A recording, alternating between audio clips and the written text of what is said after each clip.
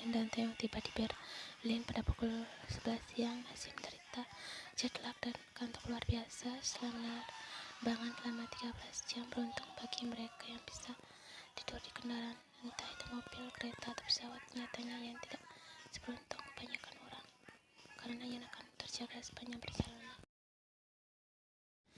Ini sudah 10 kalinya Yan menguap. Kini Yan bersandar pada lengan Taeyong saat mobil yang dikemudikan oleh supir keluarga Kim melaju membelah jalanan Berlin yang lenggang. Jadi Yan dengan memperkenalkan diri dan bernama Mr. Dornan, seorang pria British dengan wajah tampan. Mr. Dornan mengingatkan Yan pada sosok Christian Grey, idola para wanita. Tapi rasa lelah Yan bahkan jauh lebih banyak daripada keinginan untuk terus memendangi. Lagi pula Yan mencari masalah.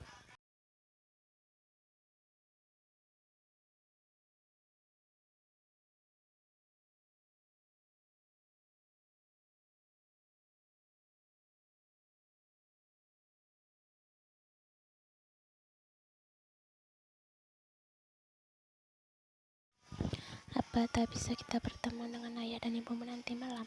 Yan mencoba menawar. Maksudku, aku jelek sekali sekarang, berambutku lepek. Ayah dan ibu tidak akan mempermasalahkannya, tapi aku masih punya rasa malu, Kim Tae-hyung.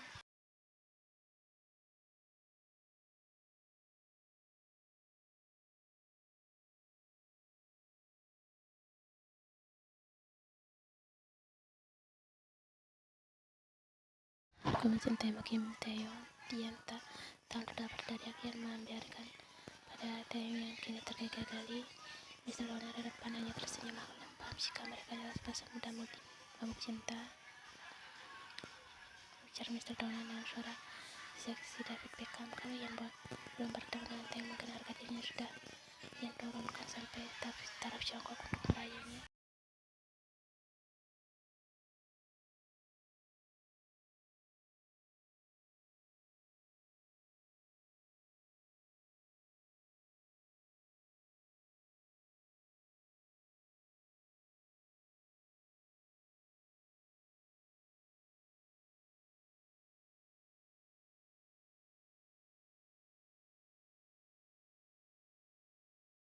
Yan terbangun pada tengah malam, mungkin lewat perutnya keroncongan, dan Yan bahkan terlalu malas untuk bangun.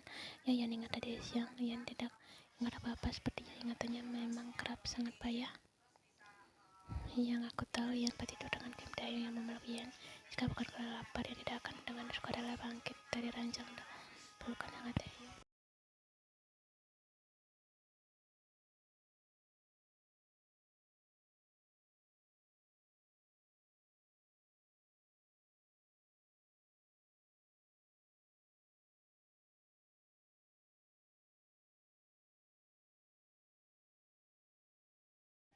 Pria itu tahu betul bahwa Yan sedang terbangun tengah malam karena kelaparan, apalagi jika Yan dalam fase di mana dalam tubuhnya akan bangkit. Yan bisa kelaparan sepanjang hari. Di dapur, Yan memanaskan telepon, menggoreng ayam yang sudah berbumbu. Yan membawa piring ayam dan menuju jendela yang ada di sisi apartemen. Mereka berada di lantai 20 dengan pemandangan kota Berlin di malam hari.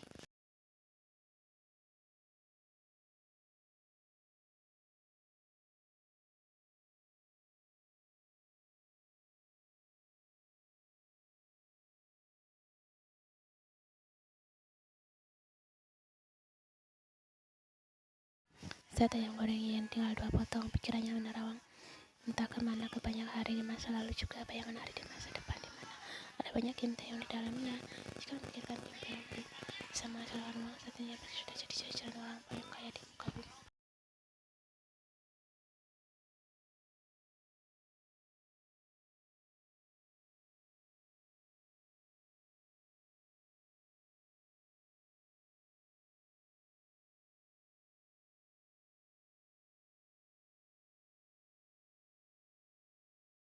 Yan sambil menyodorkan sepotong ayam pada Tae-hyung. Pria itu menurut dan makan dengan patuh. Kalau yang kau pikirkan soal orang tuaku, kau bisa mulai menyingkirkan kekhawatiranmu. Yang sudah bilang mereka tak akan menggigitkan. Tapi kalau yang kau pikirkan mengenai aku dan kau di banyak kesempatan, aku tidak keberatan. Kau bisa memikirkanku sebanyak yang kau mau.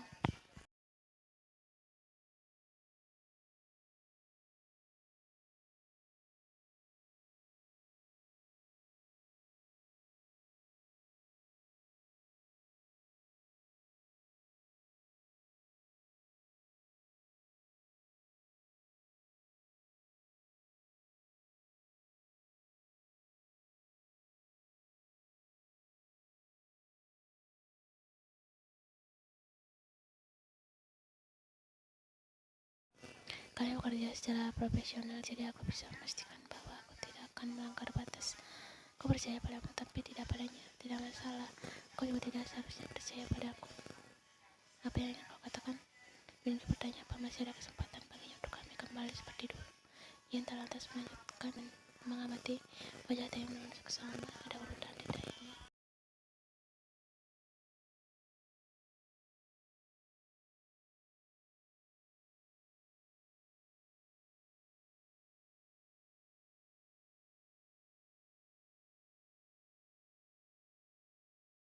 Taeyong berdiri menarik Ian untuk ikut berdiri bersamanya. Dia menunduk wastafel mencuci tangan mereka secara bergantian. Sembari duduk di posisi semula, Taeyong jelas sedang mengulur waktu lebih tepat. Dia menetralkan emosi supaya apapun perkataannya nanti tidak terlalu kasar atau menyakitinya.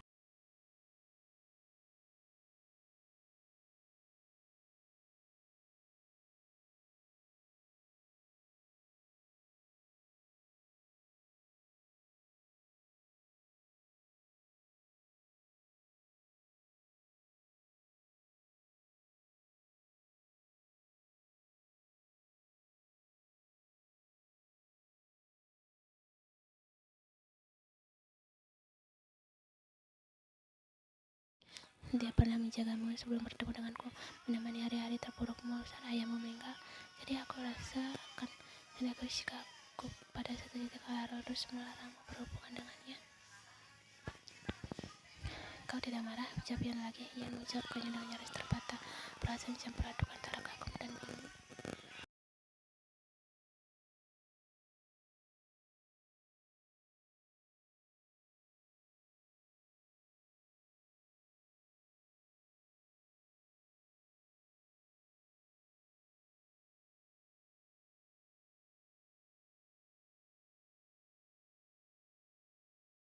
Tentu saja aku tidak akan melancar selama bertahun-tahun kan. Kim Tae menatap lekat ke arahnya, tersenyum hingga kedua matanya menyipit. Sebelah tangannya terangkat dan membelai rambut Ian yang malam itu kusut karena belum sempat keramas. Ini bahkan tidak menyakitiku lagi.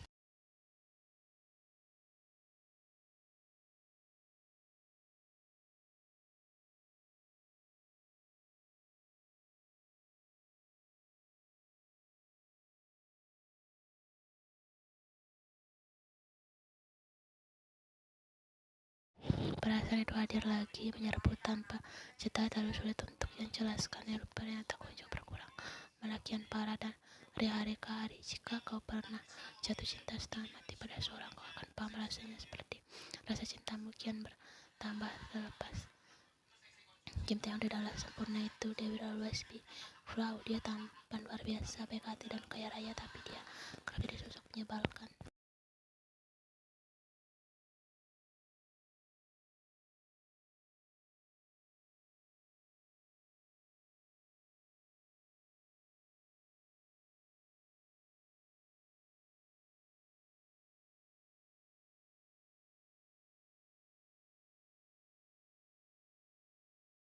Lalu tertidur tanpa mencuci muka. Sebagai seorang clean freak, hal-hal semacam ini sangat mengganggu, tapi bukan kau mencintai berarti kau siap mentoleransi kurang dan lebihnya pasanganmu.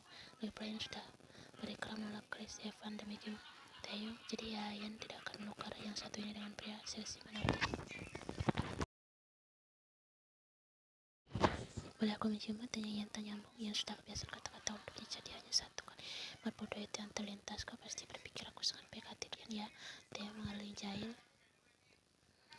Merasakan euforia tak tertahankan karena kian mencintai Ian. Kau sangat gamblang, tidak ada ruang bagiku untuk pria satu itu sudah begitu mengenal Ian dan Ian sudah sangat terbiasa dengannya.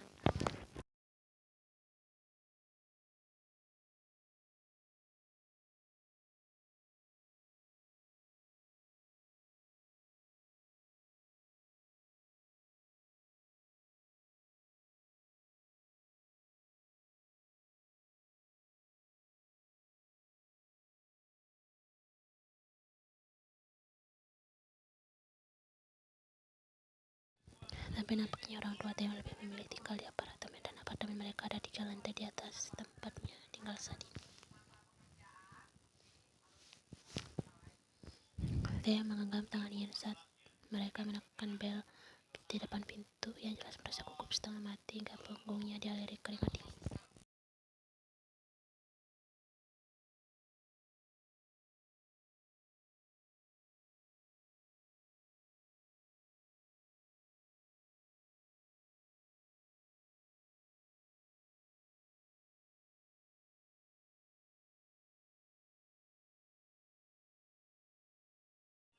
Taeyong melihat tersebut setengah berteriak menghambur ke arah Taeyong yang tak juga melepaskan genggaman tangannya.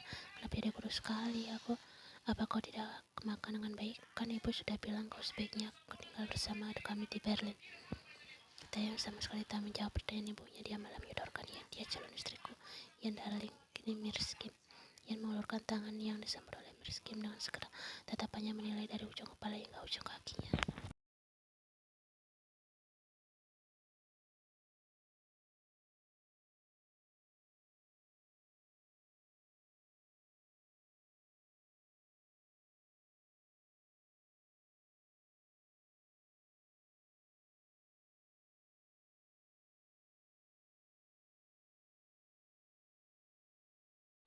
Yan melarat ucapannya soal istilahnya apartemen. Nyatanya tak kalah mewah dari kebanyakan rumah mewah milik para konglomerat di drama Korea yang Yan gemari. Yan tak mau mendeskripsikan karena semua betulan membuatnya sakit hati. Terutama televisi yang ada di salah satu ruangan. Seperangkat alat itu adalah impian Yan sejak lama karena seolah kau punya bioskop di rumah. Untuk orang yang betulan malas kemana-mana seperti Yan, tahu set televisi canggih dan super besar adalah impian.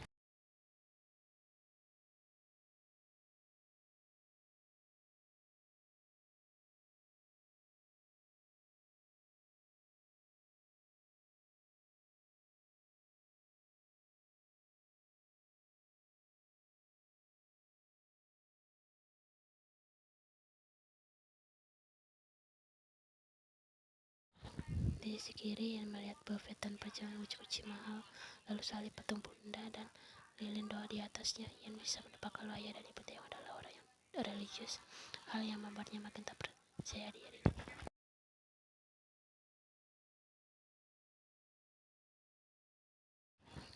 Jangan terlalu sibuk sampai kau lupa pulang, logan suara ayah.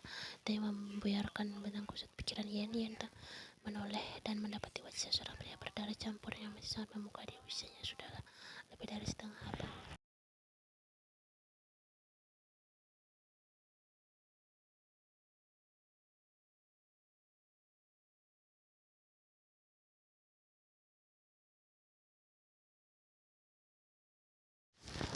Yang Yan ingat ayah Taeyong berdarah Jerman Korea, sedangkan ibunya orang Korea asli pemenang salah satu ajang kecantikan pada tahun 90-an. Pada saja mereka punya anak tampan. Taeyong dia berdarah Korea surga. Jadi kami tak memaksamu atas nama Lien, kau mungkin tidak akan ada di sini, ya? Yan bertanya karena nama yang disebutnya sedikit.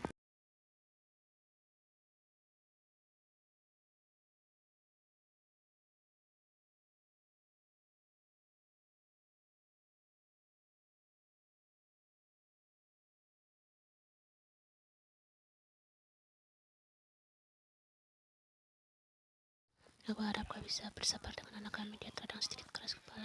Pria tersebut tertawa yang aku melirik pada Taeyong yang mengangguk dan menarik ke sebuah kursi untuk Yan. Dia betulan pria dengan manner kelas wine.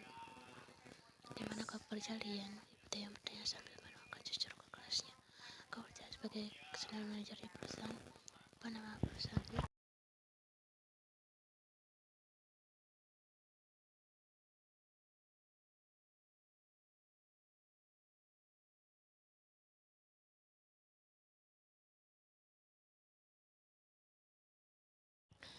Punya proyek bagus. Kepala ke-17 adalah industri yang paling diminati saat ini. Senior manager, ya? Itu pendapat setelah Mr. King yang pikir adalah pujian, tapi ada nada sinis di dalamnya. Wanita karena sukses aku dengar kau lebih muda dari Taeyong bisa mencapai posisi penting itu di usia muda adalah pencapaian luar biasa.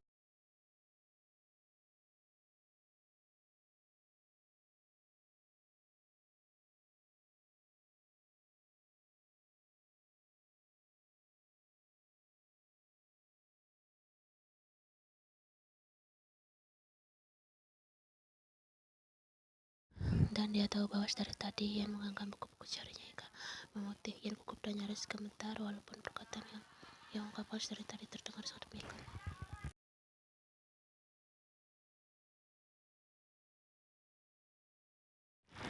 Lalu mereka makan malam dengan banyak kesenyapan. Hanya ada dendeng garpu dan pisau yang beradu dengan piring.